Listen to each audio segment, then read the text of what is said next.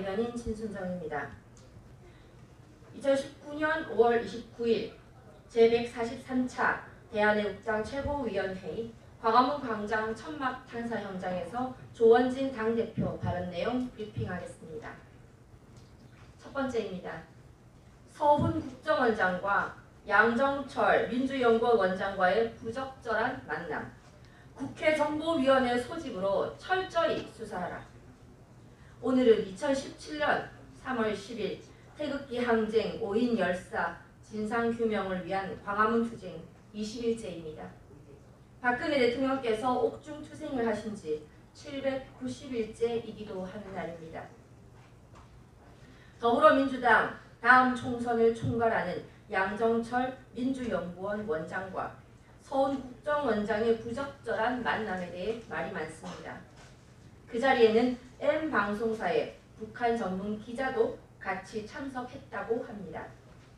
대북 정보 북한 문제와 대한민국의 안보를 총괄하는 국정원장과 집권 여당의 선거를 총괄하는 자칭 문재인의 남자 양정철 원장과의 만남은 어떤 변명에도 불구하고 21대 총선을 위한 만남이라는 국민의 의혹에서 벗어날 수 없습니다.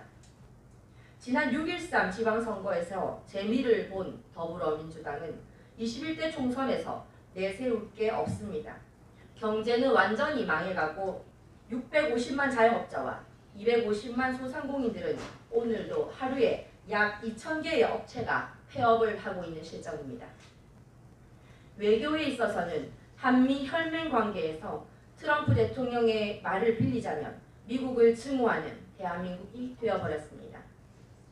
전 세계 외교에서 박근혜 대통령의 자랑스러운 대한민국의 외교가 아베와 트럼프의 밀착 외교로 대한민국을 한반도 동북아 외교에 있어서 제3자 왕따가 되어버렸습니다. 수출은 반토막 나면서 경제 성장률이 3.0% 예상해서 2.2%로 떨어졌습니다. 국방 부분에 있어서도 2년간 줄기차게 김정은 바라기를 하던 비핵화 안보쇼도 모두 거짓으로 드러났습니다.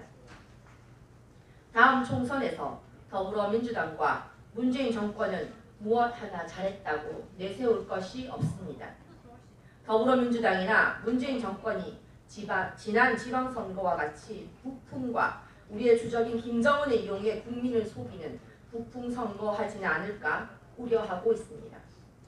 북한 전문 기자와 국정원장과 더불어민주당의 선거를 총괄하는 민주연구원 원장이 만나서 무엇을 이야기했겠습니까? 다음 총선을 대비하는 기간은 11개월밖에 남지 않았습니다.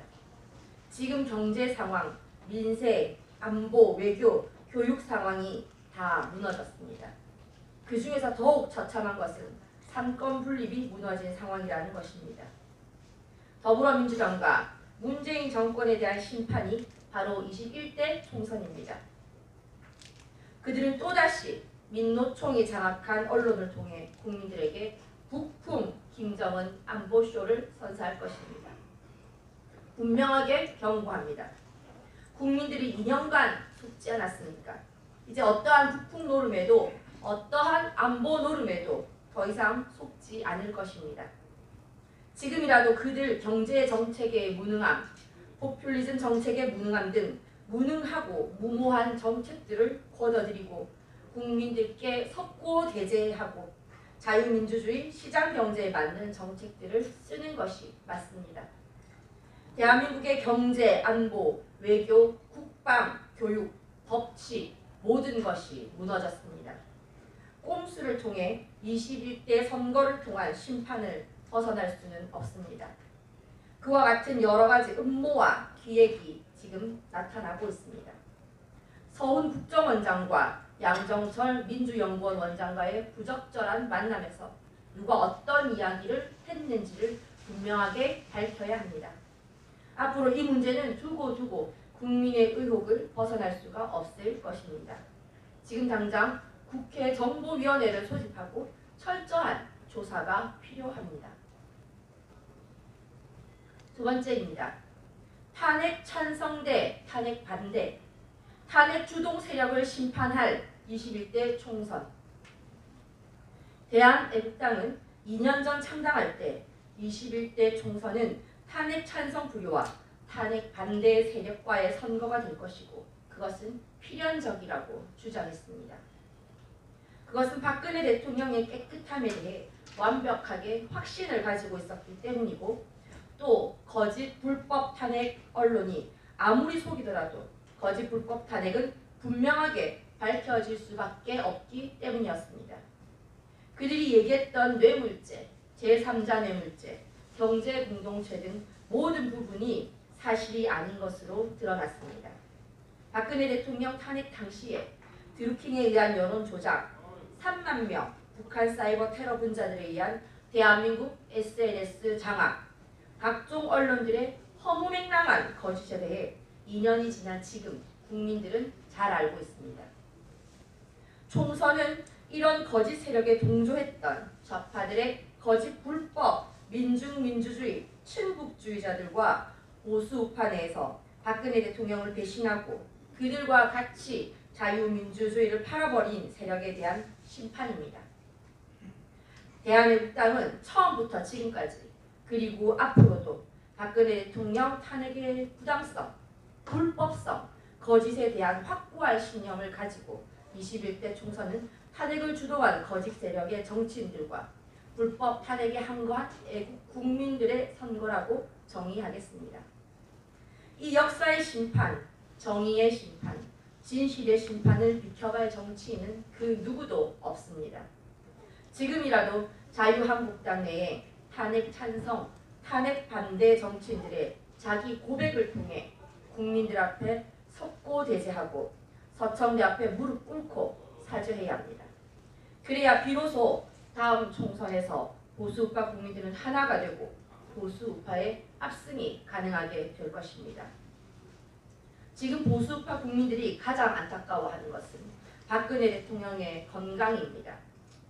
박정희 대통령의 딸님답게 굴종하지 않고 꺾이지 않고 당당한 모습을 보여주시는 데 대해서 애국우파 국민들은 신뢰를 보내드리고 있습니다. 아마 이번 달, 다음 달부터 대단히 큰 움직임이 있을 것입니다.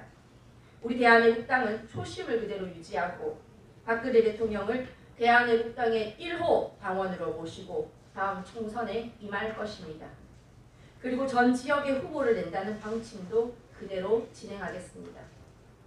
보수 대통합의 문제는 지금 현 상황으로서는 당대당의 통합은 어렵고 당대당 통합이 아니라 서로의 마음과 마음이 통하는 서로가 서로를 이해하는 연대와 연합을 통한 통합을 해야 합니다.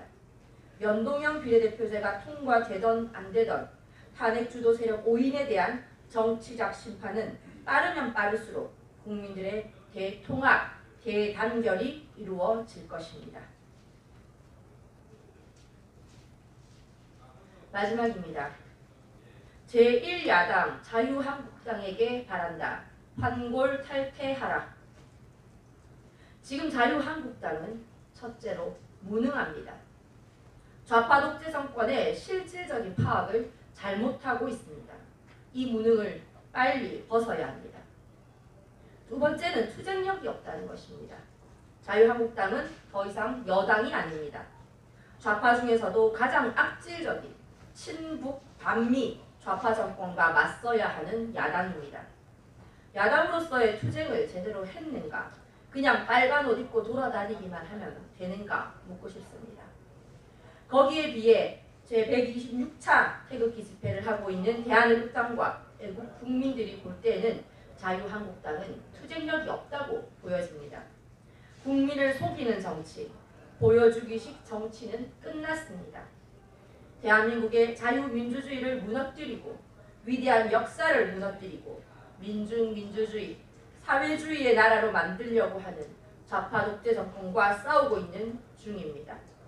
투쟁력 있는 야당의 모습을 요구합니다. 세 번째는 국민에 대한 감성이 없다는 것입니다. 자유한국당 지도부뿐 아니라 많은 국회의원들이 서민의 아픔에 대해 함께 울고 함께 아파할 수 있는 그런 국민의 감성을 가지고 있습니까? 국민에게 가까이 가기 위한 마음이 통하지 않는 정당은 잠시 국민의 눈을 가리고 속일 수는 있어도 오래 가지 못합니다. 네 번째는 신뢰가 없다는 것입니다. 신뢰가 없는 정당, 신뢰가 없는 정치는 오래 가지 못합니다. 무신분립이라는 말이 있지 않습니까? 국민의 마음을 믿고 국민께 무한한 신뢰, 한번 얘기하면 끝까지 지키는 의지력이 필요한 때가 바로 지금입니다. 이 네 가지가 부족한 자유한국당이지만 우리 대한민국당은 분열하려는 것이 아닙니다. 박근혜 대통령 탄핵 시점부터 지금까지 2년 6개월 동안 지켜본 것은 그들의 비겁함과 그들의 용기 없음과 행동하지 못하는 모습이었습니다. 2년 동안 자유한국당은 인적 쇄신은 물론 변화, 개혁, 혁신 어느 하나도 이룬 것이 없습니다. 이래서는 우파 국민들을 모을 수가 없습니다. 환골 탈퇴와 대대적인 인적 쇄신을 요구합니다. 그래야만이 좌파 독재 정권과 부끄럼 없이 자신 있게 목숨을 걸고 투쟁할 수 있을 것입니다. 인적 쇄신의 강풍이 자유한국당에 불어주기를 바랍니다. 2019년 5월 29일 대한민국당 대변인실에서 말씀드렸습니다.